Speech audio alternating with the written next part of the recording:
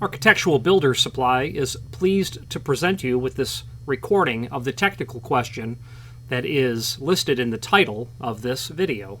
This call may be monitored and recorded for quality assurance. I'm having a little issue. I have a mortise lock with the electric strike. Is that something that you're familiar with? I'm extremely familiar with mortise locks and electric strikes. Okay, well, good to know. I got the right person on the line. So it's pretty. Let me see here. Now, let's see. Does this sound right? A 9148 2 3/4 BS US 10 B entry mortise lock for nebulous? Does that sound like something? Does that make sense to you? Well, a 9148 is an accurate lock part number, or at least if 9148 is a part number for a mortise lock, mortise cassette, something from Accurate in Connecticut. Right. Okay. And then they put a 1006-630 electric stripe box. 1006 is by Hess. I'm familiar with that. With Hess, yeah. But the problem is it's not the strike is just coming in. There's no faceplate. And what was this? They said N630 faceplate, but I wasn't sure if that sounds about right. Did you buy this material from us? No, I didn't. And it's old. It's existing material. Yeah, it's old. It's old. It's like 20 years old. I'm trying to help my parents out because the strike just doesn't it comes. You can just pull the door open. The strike doesn't stay in the electric strike. And you've had this lack of security for 20 years? Well, they do the padlock. They put the deadbolt, but it doesn't make sense because if you have the deadbolt, then this doesn't make sense. Yeah, there's no faceplate on it, and I think because the faceplate must push in a part of the strike so it doesn't come in and out. Okay. So. What do you think? Is it just a matter of getting the right faceplate? Because the faceplate makes it so that the strike won't go in and out, right? Well, like it pushes a button. There's a little button, a little piece of the strike. I think maybe. But what I don't understand is how is this been installed for 20 years and you're calling today to say anyone can just pull the door open? Oh, because they're moving out and they are selling the place. Yeah, makes sense. Well, so you need tech support from us. We haven't sold you this material. I'm very interested in providing all of that, and in return, I'm going to ask for a 5-star Google review when we're done. Okay. Is that agreeable? That I had. Awesome. I could do that for you. Awesome. So let's unpack exactly what the client's looking at, what they have on their door, so that we can better understand how the conversation will unfold from there. Okay, here's what the client has. Now everything seems to make a lot of sense. A mortise lock is not going to work really well without a faceplate because there's a lot of slop in the door. The deadlocking tab is not being held back correctly. If there's a deadbolt, that's going to certainly prevent the strike from working at all. And lo and behold, here's what they have. They've got this mortise lock body. They've got a deadbolt function. They've got stop works here, but they've got the deadlocking tab. So that's definitely a problem. That electric strike is not going to work with that deadbolt. It's the wrong function of mortise cassette. It ought to be a Well, there are deadbolt capturing electric strikes. This is not one of them. Or they simply need a different function of mortise cassette, maybe a storeroom or a classroom, something like that. That may be better. But yeah, that makes sense that this isn't going to work. So I asked the client to verify what information is here, and the client provided this, R12921 UL listed. I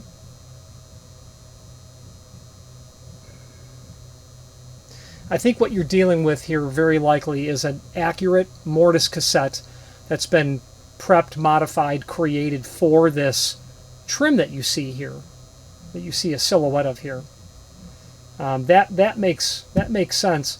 I don't believe it's not an accurate mortise cassette because the clients provided, from the old records, it looks like they were provided a 9148 accurate for Nobius grip by grip. Okay, awesome. I'm not familiar with who Nobius is, but that's certainly a modification that accurate certainly could have done. A 1006 strike with an N faceplate, which is what's missing. So let's dive into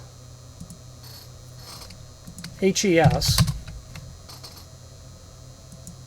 and let's pull up their catalog.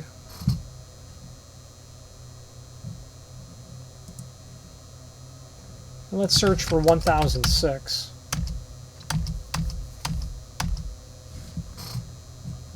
Now they're going to have faceplates listed here. LB, DB, DB2, CAS, CAS2, ERZ, J2, KM2, J, KD, KM, HM, HTD, ND, and M. Okay, so I happen to know that faceplate, that N model, was discontinued. And I'm going to search and see what we were able to come up with.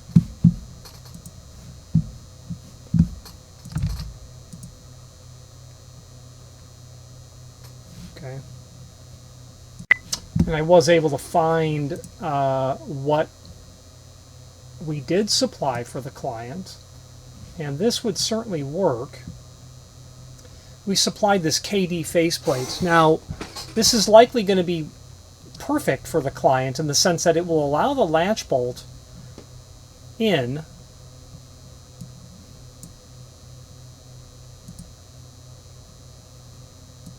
but is going to keep the deadlocking tab pushed in when it's in the closed position because it will ride right in the space. It's obviously not going to allow the deadbolt at this moment to be utilized, but let's continue on with the conversation. The 1000 series has strikes. That's a strike that I have never been a fan of. I think they're extremely inelegant. However, they are fun in the fact that they're modular, meaning you get a 1006 strike and then they make all of these faceplates that allow you to adapt it for different lock types.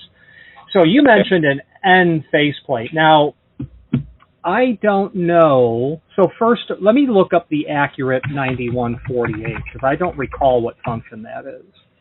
Let's take a look. Yeah, okay. Because I want to answer you, since you're hiring me, so to speak, I want to answer you absolutely correctly. 1006.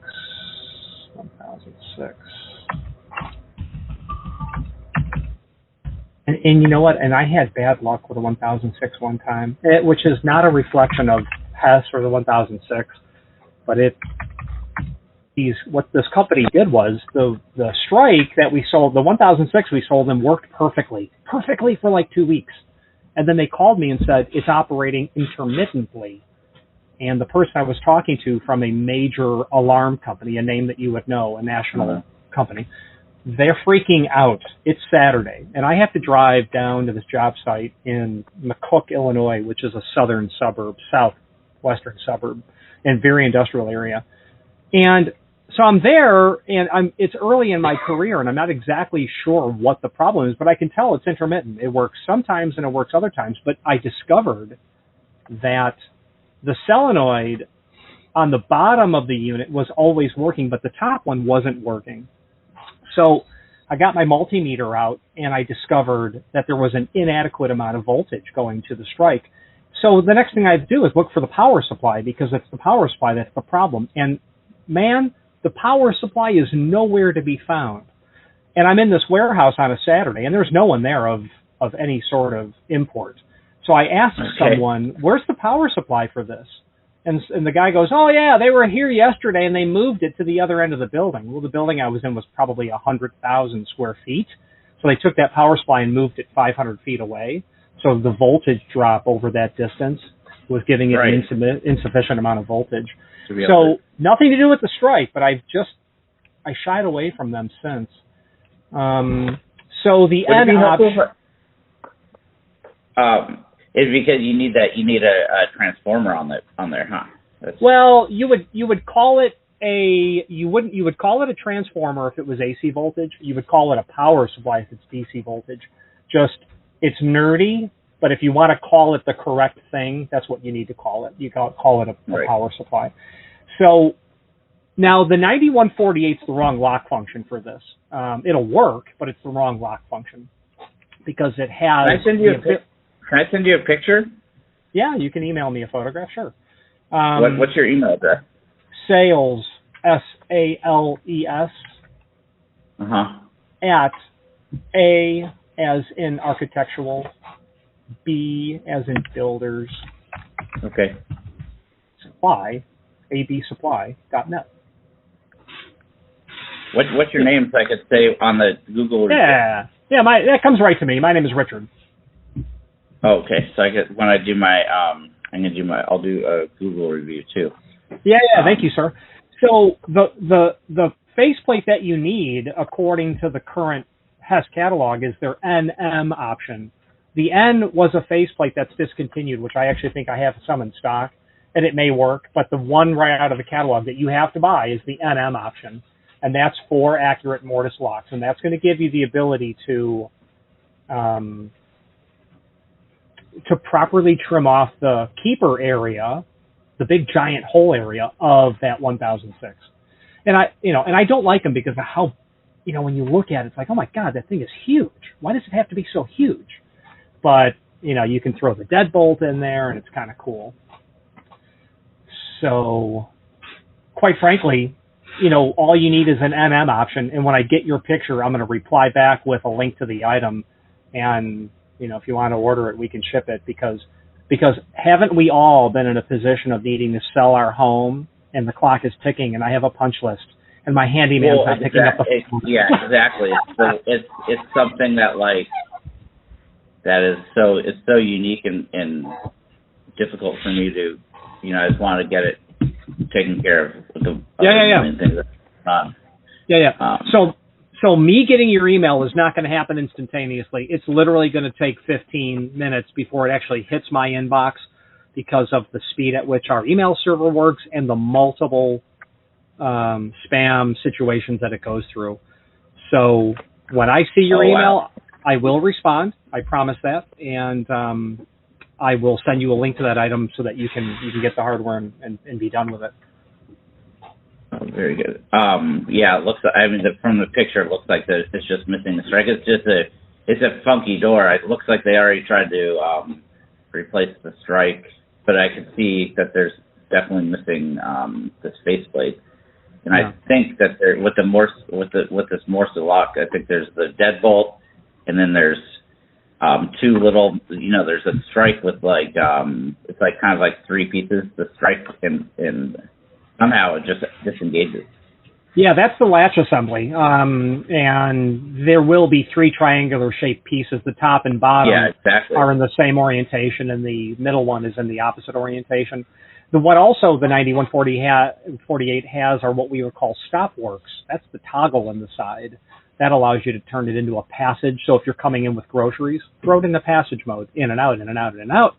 Throw the stop works again. You lock the outside.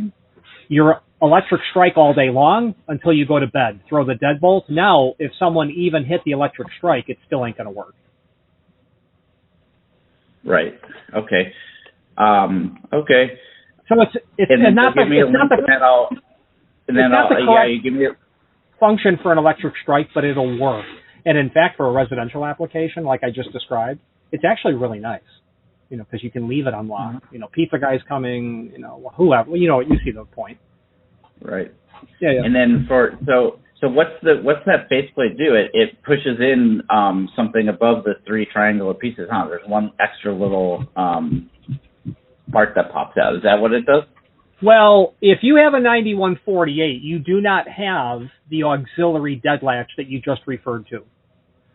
So if you do have an auxiliary dead latch, then you don't have a 9148, and we are going to need to determine what you have so that we can get you the right faceplate, because that NM is not going to hold back that dead latch, because you need that held back, because it prevents me from walking up with the proverbial credit card and just getting your lock open. That's what it is. It does have that little okay. That last. So this Falcon mortise lock case I have is not the one the client has, but it's perfect as an example. You've got a deadbolt. Okay, got a deadbolt function. You've got a latch. You notice the client referred to the three pieces, which I circled. That's what a latch is. This little triangle, that's what actually hits the lip of the strike first, and that's what allows the latch to come back in by just folding back. That's the deadlocking tab that's there. Now you'll notice, when the deadlocking tab is sticking out, I can just push that. If the lock is in the locked position, if the door is in the closed position, and the deadlocking tab is sticking out, I could Lloyd, L-O-I-D,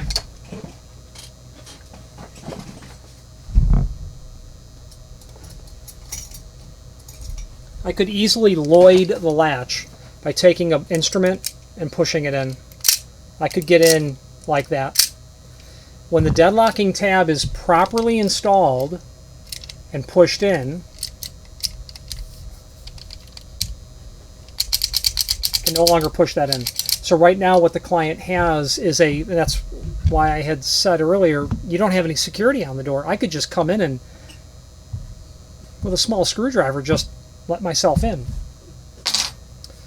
They'll throw that deadbolt, that'll solve that, but if the deadbolt's not thrown, then that's what that deal is. Now I'm going to move on to talk about, this conversation was weeks ago, maybe 2 months. I think I'm going to go on and explain to the client how they'll have to modify the faceplate that we're sending them, which you've seen a picture of. The faceplate's got just a latch hole in it. If the client wants to retain the deadbolt prep, what they're going to have to do is make sure that the latch assembly is falling into the hole in the faceplate. 1. 2, that there's a hole for the deadbolt. 3, that because there are dead latches between the two, that there's solid metal here. There has to be metal here for this to be pushed in to have that security. So they can't just take and hog all that out. It's no different than what they have now. So they've got to make sure there's metal there. All right, let's move on back to the conversation. So what you maybe should I'll do? Order both pieces. No. Let's not be hasty. Let's just talk about that first, because a mortise cassette's going to be buku dollars, and you're selling the house. So what I would suggest you do is, I would suggest that you email me what the lock looks like in the edge of the door, and what you may want to do. We're going to have to figure out what to do at that point. What you may want to do is to take a different faceplate and notch it to allow your deadbolt to go in, but to not allow your dead latch to go in. So that might be an option, because in order for it to actually operate the way that it was intended to, yes, something needs to change. Something needs to change. Yeah, you need the dead latch is to stay right in. above the. Yeah, is the dead latch is right above the 3 triangular pieces. And that tells me that you may not have an accurate lock. Yeah, but I'm right. Yeah, that's cool. So you should definitely send me that photograph of the edge of the door where the 8-inch by inch and a quarter faceplate is, which is what we call an armor front. It's not a good picture of it. I might need to get another picture. Send it. I can squint. Yeah. Send it. If it's NSG, I'll let you know. I'm gonna get a picture of it, and I'll send it to you later today. Actually, I'll get another picture of it. Awesome. I look forward to helping you resolve this. How do I do? And then I can buy everything off your website. How do I do a Google review? I'll send you a link to it. I just got to get, I would like if I lived a life where all I did was help people, but, there's something about payroll and overhead and, I got to monetize it somehow. That's all. The business stuff, huh? Yeah, the business stuff. Yeah. I'll send you a link to that. You do that. You do that once I've fulfilled my end of the bargain. Okay, very good. So I sent you that picture, and I'm going to send you one more picture in a couple hours. No problem, sir. I'll be here all day, and I'll be here until I'm 90. Oh no. Thank you, Richard. I appreciate it. You're welcome. Bye-bye. Talk to you soon. Bye. Bye. Architectural Builders Supply hopes you have enjoyed this program.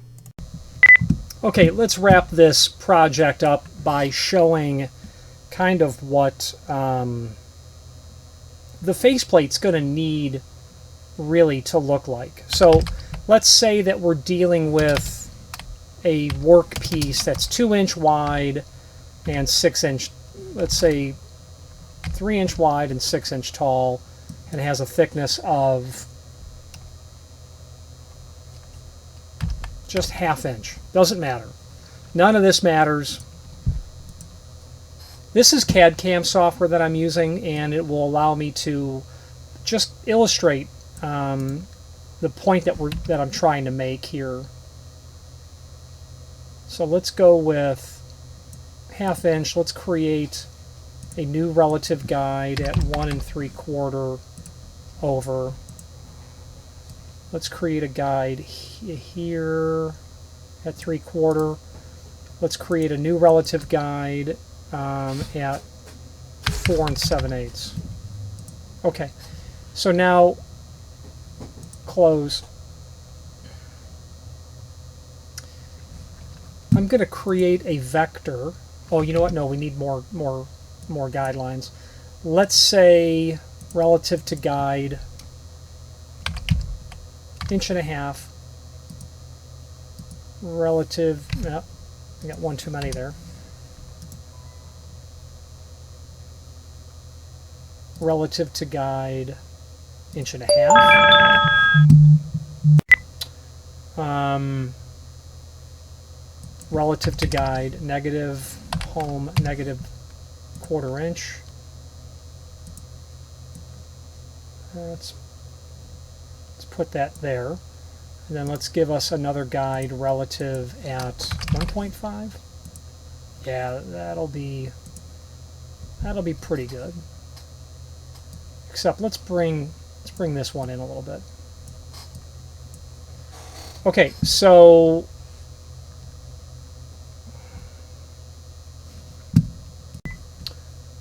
I don't really love how that looks.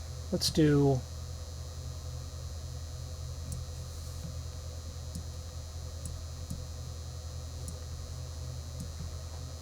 1 1/4, and then let's make one at 2 3/4, 2 1/4.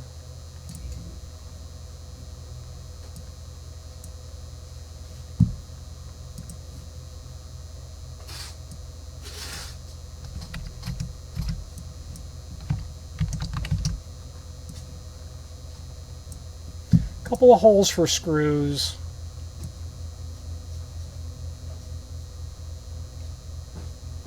Get rid of that guide. Let's get rid of that guide.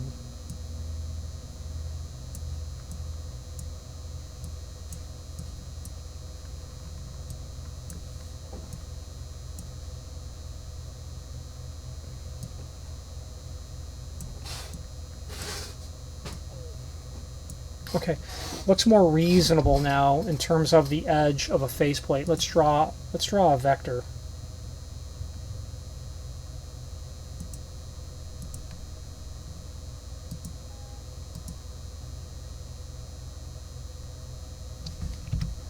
Let's not draw a vector. Let's bring in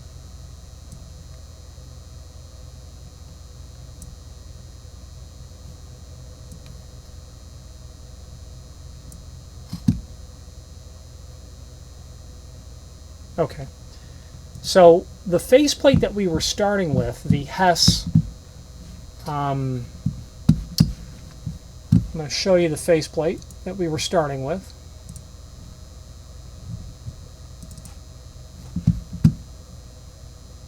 It's already got a prep here. That's what we're starting with. So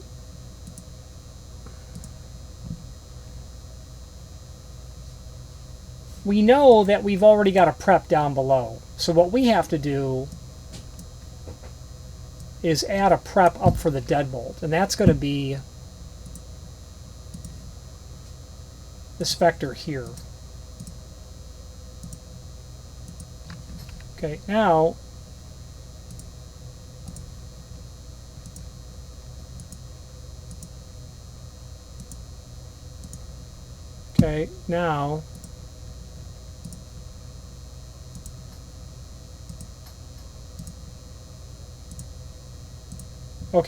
now I've got 3 vectors.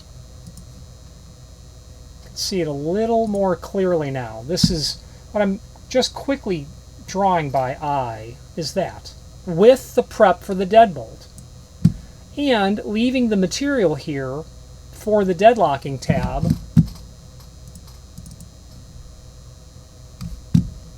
that the client's referring to here, right here.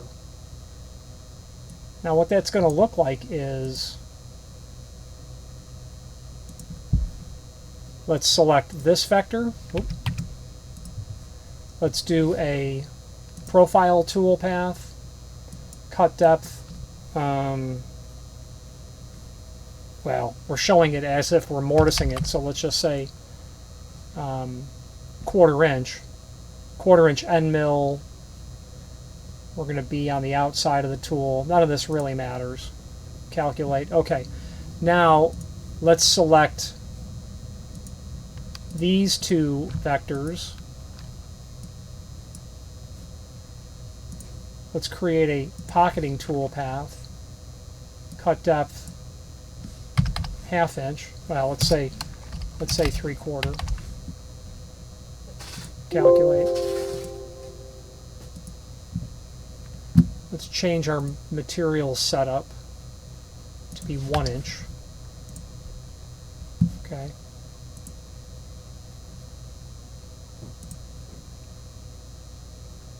Reset the preview all tool paths, cutting a profile.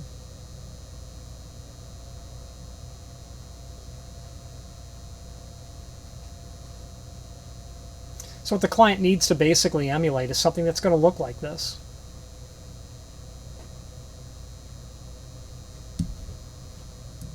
To where you're going to have a faceplate. I could have put my 2 little screw holes there as well. Why not?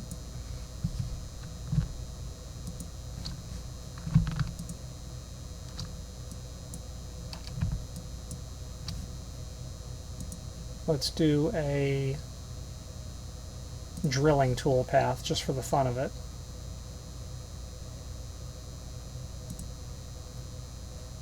Yeah, we'll leave it at 1/4 inch on mill, who cares? Calculate. Okay. Let's reset the preview. Let's preview all tool paths.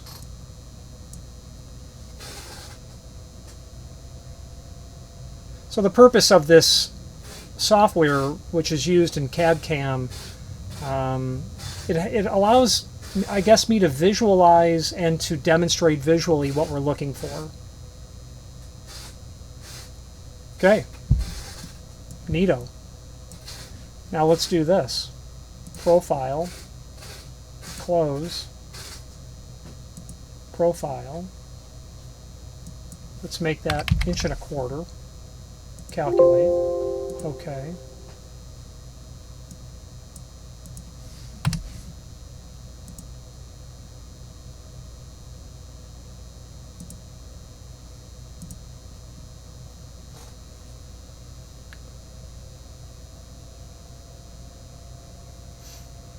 You can see the progress on the bottom. I'll speed it up to get through the profile. It's taking longer because I've increased the thickness of the material. And I'll slow it down to do our pockets. Now the reason that I've created that profile cut deeper, it will be obvious in 15 seconds or so.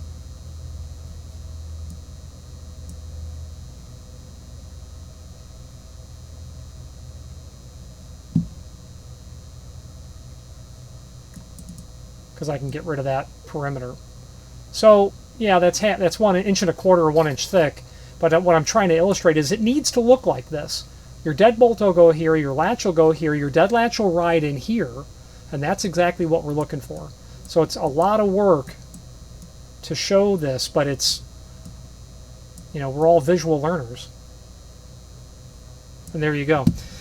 Any questions on this or any other hardware applications, please feel free to reach out to us. Thank you.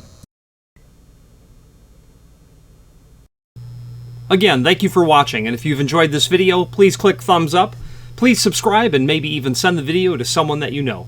Thank you.